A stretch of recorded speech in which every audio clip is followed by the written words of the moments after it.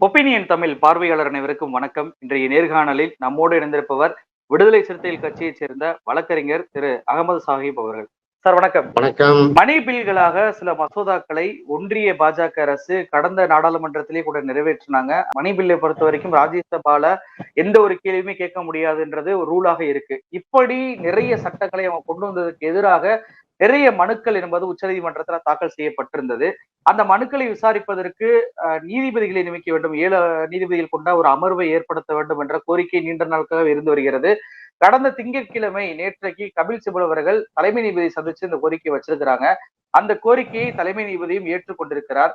தலைமை நீதிபதி இந்த மணி பில்களை விசாரிப்பதற்கான நீதிமன்ற அமர்வை ஏற்படுத்தினால் என்ன விளைவுகளை ஏற்படுத்தும்? தலைமை நீதிபதியுடைய உத்தரவை நீங்க எப்படி பாக்குறீங்க? மணி பில் சம்பந்தமாக ராஜ்யசபால எந்த கருத்தும் சொல்ல முடியாது, அவ்வளவு சட்டத்துல கிடையாது. இது மோடி அமித்ஷா அந்த ஏற்படுத்தினது. அவங்க லோக்சபால பெரிய மெஜாரிட்டில இருந்தாங்கல்ல, மிருக பலத்துல இருந்தார்கள் அல்லவா. அப்ப ராஜ்யசபாவையும் மதிக்கிறது இல்ல, கான்ஸ்டிடியூஷன்லயும் மதிக்கிறது இல்ல. சட்டப்படி பாத்தீங்கன்னா இந்தியன் கான்ஸ்டிடியூஷன்ல ஆர்டிகல் 110 விதியின் கீழே நீங்க மணி பில் தான் என்ன, பண மசோதா என்றால் என்ன, எந்தெந்த அம்சங்கள்லாம் பண மசோதா கீழ் வரும் என்பதெல்லாம் வரையறுக்கப்பட்டு இருக்கிறது. ராஜ்யசபாக்கு ரோல் இருக்கு. ராஜ்யசபால இந்த மணி பில் ஏதாவது பாஸ் பண்ணப்பட்டதுன்னா, பண மசோதா சம்பந்தமா ஏதாவது சட்டம் இயற்றப்பட்டால் அவங்களுக்கு என்ன செய்யணும்னா, ராஜ்யசபால ஒப்பீனியன் கேட்கலாம், அங்க விவாதம் நடத்தலாம், 14 days டைம் கொடுப்பாங்க. ஆனா என்ன செய்ய முடியாது, அந்த சட்டத்தை மாற்ற முடியாது. இந்த மணி பில்லை பொறுத்த வரைக்கும் ஏன் மணி பில்லாக பண மசோதாவாக லோக்சபால தாக்கல் பண்றாங்கன்னா, லோக்சபால அப்சல்யூட் மெஜாரிட்டி இருந்தாலே போதும், அந்த மசோதா தாக்கல் செய்யப்பட்டுவிடும். இதுதான் ரூல்ஸ். அதனால ராஜ்யசபாக்கு எந்த ரோலுமே இல்லைங்கிற அந்த சிஸ்டத்தை கொண்டு வந்ததே மோடி அமித்ஷா தான். அப்படிலாம் ஒண்ணும் கிடையாது. ராஜ்யசபாக்கு ஏன்னா ராஜ்யசபால அவங்களுக்கு பெரிய அளவுக்கு ராஜ்யசபால பெரிய அளவுக்கு மெஜாரிட்டி இல்லை. இப்போ இன்னுமே மோசம். 245 சீட்ல இப்ப என்டிஏக்கு எவ்வளவு சீட் இருக்குன்னா 116 தான் இருக்கு. இந்தியா அலையன்ஸுக்கு 129 இருக்கு. அப்ப பாத்தீங்கன்னா அங்க மெஜாரிட்டி கம்மியாகிவிட்டது. கடந்த முறையும் அப்படிதான் இருந்துச்சு. 86 98 சீட்டு தான் இருந்தாங்க. இது ஒரு விஷயம். சரி, இப்ப பண மசோதா என்றால் என்ன, என்னென்ன அம்சங்கள்லாம் அந்த பண மசோதா மணி பில்லிங்ல பைனான்சியல் பில்ல வருது அப்படின்னா ஒரு 7-8 அம்சங்கள் இருக்குது. டாக்ஸஸ், வரி விதிப்பு இருக்கு இல்லையா, அது சம்பந்தமான விஷயங்கள். அது போல கவர்மெண்ட் ஸ்பெண்டிங், பாரோயிங் பண்ணுது, ஏதாவது வாங்குது விற்குது, இந்தியாவுக்காக கொள்முதல் பண்ணுகிறதுனா அதெல்லாம் மணி பில்லிங்ல வரும். உடனே கேட்கக்கூடாது, ரஃபேல் விமானத்தை மோடிஜி வாங்கினார, அது மணி பில்லாம் கொண்டுலாம் கேட்கக்கூடாது. அது மணி பில்ல வராது. ஏனென்றால் அது மிலிட்ரி சம்பந்தப்பட்ட ஒரு மேட்டர். அது போல பைனான்சியல் ஆப்ளிகேஷன்ஸ் இருக்கு பாருங்க. ஒரு பட்ஜெட் வைக்கிறது, இந்தியாவுக்காக பட்ஜெட் தயாரிப்பாங்க. டாக்ஸ் லா, எலக்ட்ரிக் பில்ல கூட்டணும் குறைக்கணும், அதே மாதிரி பிளைட் டிக்கெட்டை இறக்குறது, சுங்க இலாக்கா சுங்க வரி, இந்த மாதிரி மேட்டர் இருக்கு பாருங்க. டோல்கேட்டுடைய அந்த விஷயங்கள், இது எல்லாமே பாத்தீங்கன்னா ஒரு மணி பில்லிங்ல வரலாம். கவர்மெண்டுடைய சப்சிடிஸ், எம்பிக்கு எவ்வளவு கொடுக்கணும், எம்எல்ஏக்கு எவ்வளவு ஃபண்டு என்ன, அந்த சம்பளங்கள்லாம் மணி பில்ல பேசப்படலாம். இப்படி மணி பில் தான் என்னென்ன விஷயங்கள்லாம் வரையறுக்கப்படும் என்று இருக்கிறது. பிரச்சனை என்னன்னா, ஆதார் பில் இருக்கிற 2016ல அதை மணி பில்ல கொண்டு வந்தாங்க. அது எப்படி மணி பில் ஆகுங்கிறதா கொஸ்டின். அதுக்கு என்ன பதில் சொன்னாங்கன்னா, உள்துறை அமைச்சர் அமித்ஷா கேஒய்சிக்கு இங்க கொடுத்தாலும் செஞ்சு ஆதார் கார்டுங்கிறாங்க. பேங்குடைய நோ யுவர் கஸ்டமர் இருக்கு இல்லையா, அதுக்கு நீங்கள் ஆதார் கார்டை கொடுக்கவில்லையா, அதே மாதிரி கேஸ் சிலிண்டருக்கு ஆதார் கார்டை கொடுக்கவில்லையாங்கிறாங்க. ஏன் ஆதார் கார்டை கொடுக்காட்டானே கேஸ் கிடைக்காதா எங்களுக்கு? பேங்க்ல நாங்க அழகா ரேஷன் கார்டை காமிச்சிருவோமே, ஓட்டர் ஐடி கார்டை காமிப்போமே. இவர்கள் அந்த ஆதார் கார்டை இந்தியா ஃபுல்லா கொண்டு வர வேண்டும்ங்கிற ஒரு சிஸ்டத்தை கொண்டு வந்தாங்க. அதுல என்ன பர்பஸ்லாம் நாங்க பார்த்தோம், என்ன லட்சணத்துல இருந்துச்சுன்னு. இப்ப இந்த பிரச்சனையை தான் கபில் சிபில் கிளப்பியிருக்கிறார். அதே மாதிரி அபிஷேக் மனு சிங்வியும் கிளப்பியிருக்கிறார். அவர் நேரடியாக நேற்று சுப்ரீம் கோர்ட்ல பேசினாங்க. சந்திரசூட் ஐயா அதை தான் அந்த தீர்ப்பை நீங்க கேட்ட கேள்வியில சொல்லியிருக்காங்க. அதே மாதிரி ஜெய்ராம் ரமேஷ், காங்கிரஸ் உடைய மூத்த தலைவர், அவரு ஒரு பில்லை போட்டிருக்காரு. இதுதான் மணி பில்லா என்னங்கிறத சுருக்கமா சொல்லிட்டேன். இப்போ நீங்க மணி பில்ல வந்து ஆதார் வராது அப்படின்னு சொல்லி சொல்றீங்க. அதற்கு உள்துறை அமைச்சர் அமித்ஷா சொன்ன விளக்கத்தையும் சொல்றீங்க. ஆதார் மட்டுமல்லாது அதுக்கப்புறம் பிஎம்எல்ஏ ஆக்ட், இடியுடைய பிஎம்எல்ஏ ஆக்டையுமே மணி பில்லா தான் கொண்டு வந்து ராஜ்யசபாவை அவாய்ட் பண்ணிட்டு போனாங்க ஒன்றிய பாஜக அரசு. அதே போல எல்ஐசியுமே அதே போன்ற மாறுதல்களை பண்ணியிருக்கிறாங்க. இப்போ இந்த நீதிபதி அமர்வுகளை நியமித்து அந்த வழக்கை விசாரிக்கும் போது ஏற்கனவே பாஜக கொண்டு வந்த இந்த சட்டங்களை எல்லாம் கேள்விக்குறி ஆகிவிடாதா? கண்டிப்பாக. இப்ப எந்த அளவுக்குன்னு சொன்னா, ஸ்பீக்கர் cannot decide அப்படிங்கிற ஒரு கிளாஸ கொண்டு வந்திருக்காங்க. அவைத்தலைவராக இருக்கக்கூடிய சபாநாயகர் வந்து மணி பில்லா இல்லையாங்கிற டிசைட் பண்றதுக்கு அவருக்கு அத்தாரிட்டி இல்ல அப்படிங்கிற கிளாஸ வந்து என்ன செய்யறாரு, கபில் சிபில் ப்ரொபோஸ் பண்றாரு. அது ஜுடிஷியல் ரிவ்யூக்கு தான் கொண்டு வரணும் என்று சொல்கிறார். இத அக்செப்ட் பண்றாரு சந்திரசூட். உச்ச நீதிமன்றத்துடைய நீதர் சந்திரசூட் வந்து நான் என்ன பண்றேன், அது வந்து 7 அமர்வு கூட டிவிஷன் பெஞ்சில ஜுடிஷியல் ரிவ்யூ நான் கொண்டு வர்றேன், கான்ஸ்டிடியூஷன் ப்ராசஸா கொண்டு வந்துருவோம். அது மட்டும் இல்ல, ஆதார் கார்டு வந்து மணி பில் என்று சொல்றது அபியூஸ் ஆஃப் கான்ஸ்டிடியூஷனல் ப்ராசஸ் அப்படிங்கிற ஒரு கண்டன சொல்லியிருக்கிறாங்க. மூத்த வழக்கறிஞர்களாம் சேர்ந்து மனு கொடுத்திருக்கிறார்கள். அப்ப அதுக்கு தான் என்ன சொல்றாரு, நான் வந்து அது மட்டும் இல்ல, பைனான்சியல் ஆக்ட்ல 2017 மோடி சர்க்கார் வந்து பைனான்சியல் ஆக்ட்னு சொல்லக்கூடிய அந்த சட்ட பிரிவுல எதையெல்லாம் சேர்த்தார்களோ, எதையெல்லாம் நீக்கினார்களோ அது குறித்து நான் என்ன செய்யறேன், 7 ஜட்ஜஸ் கொண்ட பெஞ்ச் நான் வந்து நிர்ணயிக்கிறேன் என்று சொல்லிவிட்டார் சந்திரசூட். இப்ப இதுல என்ன பிரச்சனைனா, நீங்க கேட்ட கேள்விதான்.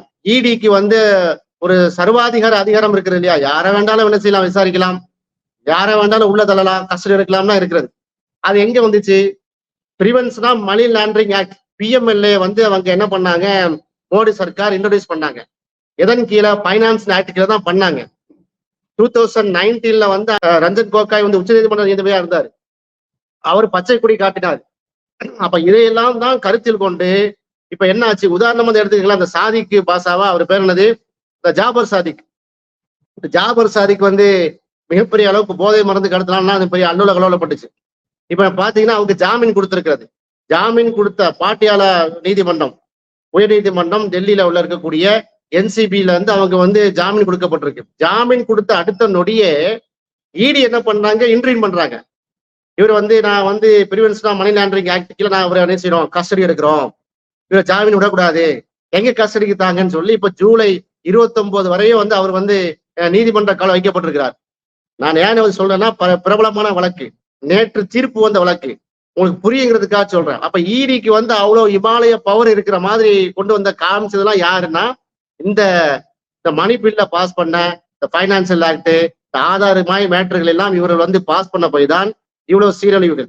இதையெல்லாம் குறிப்பிட்டு தான் அபிஷேக் மணி சிங்வியா இருக்கட்டும், கபில் சிபிலா இருக்கட்டும் நேற்று முறையிட்டிருக்கிறார்கள். எனவே இந்த 7 ஜட்ஜஸ் பெஞ்ச், டிவிஷனல் பெஞ்ச் வந்து வரும்போது அது வந்து இந்த ஆக்ட் எல்லாம் சீர்திருத்தப்பட வேண்டிய வரும்போது நிறைய மாற்றங்கள் நிகழும்.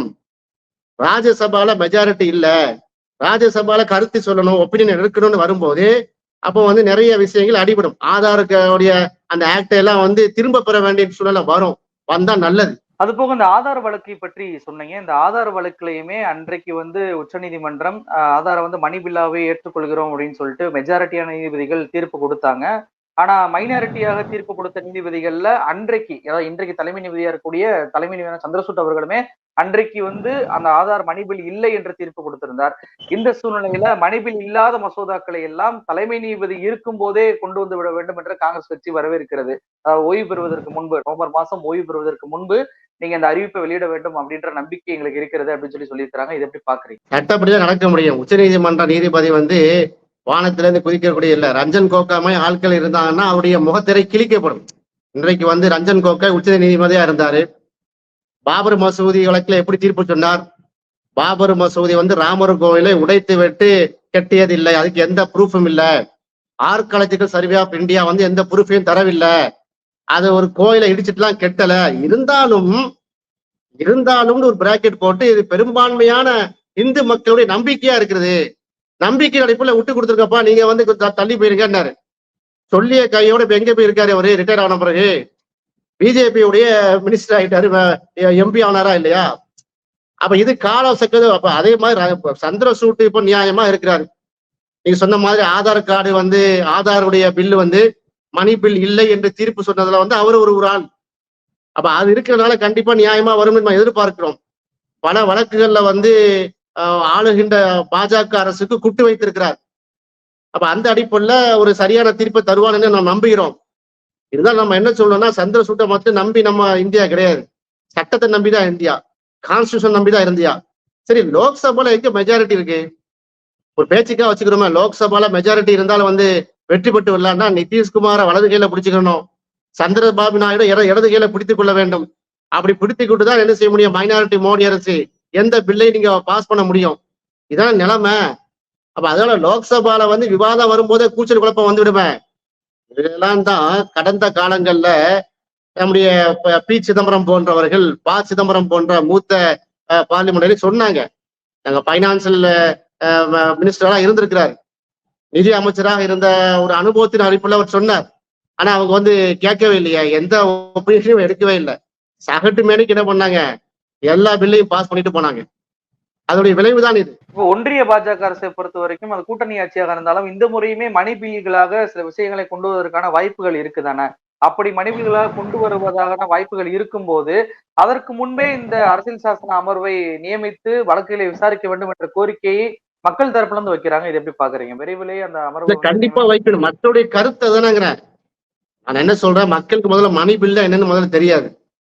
ஊடகத்துல இருக்கக்கூடியவர்களுக்கு, படித்தவர்களுக்கு தான் தெரியும். பொதுமக்களுக்கு மணி பில் என்ன தெரியுமா? ஏதோ நடக்குதுன்னு போயிட்டு இருப்பாங்க. மணி பில் என்று சொன்னால் அவங்க தாந்தோடு தரப்பு. நான் கேட்கிறேன், ஆதாருக்கு எப்படிங்க மணி பில் ஆகும்? ஆதார் வந்து எப்படி மணி பில் ஆகும்? என்னென்ன பிரச்சனை எல்லாம் இருக்குது? ஆதாருடைய சட்டத்தை நிறைவேற்றிய 2 ஆண்டு காலத்திலேயே ஆதாருக்கான முக்கியமான செர்வர் ஹேக் செய்யப்பட்டு விட்டது. ஆதாருடைய அந்த இதெல்லாம் மாற்றி அமைக்கப்பட்டதுலாம் சொன்னாங்களா இல்லையா? ஆதாருடைய குளறுபடியை நாம சொல்லித்தான் தெரியுமா மக்களுக்கு? நிறைய பேருக்கு பிங்கர் இல்லாதான். ஓசிஏன்னு சொல்லக்கூடிய இந்தியாவுடைய டுவல் சிட்டிசன் இருக்காங்க பாருங்க, இரட்டை குடியுரிமை பெற்றவர்களுக்கு ஆதார் கார்டு வழங்குவதில் என்ன சட்டம் இருக்கிறது? என்ன சட்டம் இருக்குன்னு கேட்டேன். டூப்ளிகேட் என்று சாதாரண இல்லையா? இங்க வந்து பாத்தீங்கன்னா வட மாநில தொழிலாளர்கள் சொல்றான். எல்லாரு கையிலையும் பாத்தீங்கன்னா தமிழ்நாட்டு அட்ரஸ்ல ஆதார் கார்டு இருக்கு. எப்படிப்பா ஆதார் கார்டு வந்துச்சு? வாடகை வீட்டுல இருக்காங்கிறான். அப்ப ஒரு ஆதார் கார்டை எடுத்தீங்கன்னா இன்னொரு ஆதார் கார்டு வந்து நம்பர் எப்படி யூனிக் ஐடென்டிஃபையர் எப்படி நீங்க செக் பண்றீங்க? அந்த கேள்வியெல்லாம் இருந்துச்சு. 5 வயதுக்கு குறைவான உள்ள குழந்தைகளுக்கு ஆதார் கார்டு பதிவே முடியலையா? என்ன சட்டம் கேட்டாங்களே, சொல்லவில்லையே. இந்த ஆதார் கார்டை வச்சு மஸ்டா இல்லையா கேட்டது கடைசியில உச்ச நீதிமன்றம் என்ன தீர்ப்பு சொல்லிச்சு? ஆதார் கார்டு வந்து மேண்டேட்டரி கிடையாது. அது பெரிய ஒரு ஆவணமா ஆதார் கார்டு இருந்தாதான் இந்திய சிட்டிசன் சொல்ல முடியாது. கேள்வி கேட்டாங்களே, சிஐஏ உடைய என்ஆர்சி உடைய பிரச்சனை வரும்போது, என்பிஆர் உடைய பிரச்சனை வரும்போது, சிட்டிசன்ஷிப் அமெண்ட்மெண்ட் ஆக்ட்ல வந்து ஆதார் கார்டை ஆவணமாக எடுக்கலாமான்னு கேட்டதுக்கு பதில் என்ன சொன்னாங்க? உருப்படியான பதில் சொன்னாங்களா? இல்லை, முடியாதுன்றாங்க. ஆரிஜினை வந்து ஆதார் வந்து வழங்காது. நீங்க 84க்கு முன்னாடி பிறந்திருக்கு, பின்னாடி பிறந்திருக்க, எப்ப நீ ஆதார் கார்டை கொடுத்திருக்கிற, இந்தியன் சிட்டிசன்களுக்கு யூனிக் ஐடென்டிஃபை நம்பர்னு இருக்கிறது, இதை வைத்து கூட நான் இந்திய பிரஜை என்று சொல்வதற்கு முடியுமா முடியாதான்னு கேட்டதுக்கு பதில் சொன்னாங்களா பிஜேபி கவர்மெண்ட்? அப்ப இவ்வளவு குழப்படிகள் உள்ள விஷயத்தை நீங்க மணி பில் என்று கொண்டு வந்து, பண மசோதா என்று கொண்டு வந்து, நாங்க மெஜாரிட்டியா இருக்கிறோம் லோக்சபால என்று பாஸ் பண்ணப்பட்டதின் விளைவு தானே இது. அதை நம்ம தப்பு என்று சொல்கிறோம். ஒரு ஆர்க்கப்பூர்வமான விவாதத்திற்கு எதிர்கட்சியினுடைய விவாதத்தை செவிமடுத்தால் தானே வந்து என்ன மேட்டர் என்று தெரியும். அப்ப அதே மேட்டரே தெரியாம நாங்க முடிவு பண்ணிவிட்டோம். என்னுடைய மோடி சர்க்கார்ல மோடி தான் வந்துட்டு பிதாமகன், அவரு தான் ராஜா, அவரை யாரு கையிட்டு அவர் வருவார், 8 மணிக்கு வந்து டிவில தோன்றுவார், அப்படியே வந்து 100 1000 நோட்டு 500 நோட்டு செல்லாதுன்னு சொல்லுவாரு. அது பைனான்சியல் மினிஸ்டருக்கே தெரியாது, எஃப்எம்க்கே தெரியாது. தலையை குடிக்கிட்டு ஆமா ஆமா மோடிஜி வாழ்க, பரத் மாதாக்கு ஜே கோஷம் போட்டு போவாங்க. இதே நடந்துச்சு. இனி இது நடக்காது. நீங்க மணி பில் பண மசோதாவை பாஸ் பண்ணாலும் நிதிஷ்குமார்ட்ட ஒப்புதல் கேட்கணும். ஏன்னா மைனாரிட்டி மோடி அரசு. நீங்க சந்திரபாபு நாயுட்ட போய் என்ன செய்யணும்? நீங்க பெர்மிஷன் கேட்கணும். அந்த அளவுக்கு முட்டுச்சந்துல நிப்பாட்டி இருக்கு. இதைத்தான் சுப்பிரமணியன் சாமியை சொல்லிட்டாப்ல. மாற்றான் தோட்டத்து மல்லிகைக்கு மனம் உண்டுகிற அடிப்படையில இப்ப சுப்பிரமணியன் சாமி கருத்து சொல்லிட்டா இருக்காரு. அதுல ரொம்ப வேடிக்கையா இருக்கு. அவர் ட்விட்டர்லாம் நீங்க பாருங்க. மணி பில் என்றால் என்ன? ஏன் அந்த மணி பில்களை ஒன்றிய பாஜக அரசு பயன்படுத்தி ராஜ்யசபா அவாய்ட் பண்ணிட்டு பாஸ் பண்றாங்க? அப்படி பாஸ் பண்ண சட்டங்கள்லாம் என்ன? அதே போல இதற்கு முன்பு உச்சநீதிமன்றத்துடைய அந்த வழக்குடைய விவரங்கள், இப்போது சந்திரசூட் அவர்கள் நியமிக்க போவதாக சொல்லியிருக்கக்கூடிய அந்த அமர்வு குறித்த முக்கியத்துவம் என்ன என்பதை நேயர்களுக்கு விளங்கும்படி எடுத்துக் கூறீங்க. நிகழ்ச்சி கலந்தமைக்கு ரொம்ப நன்றி சார். நன்றி.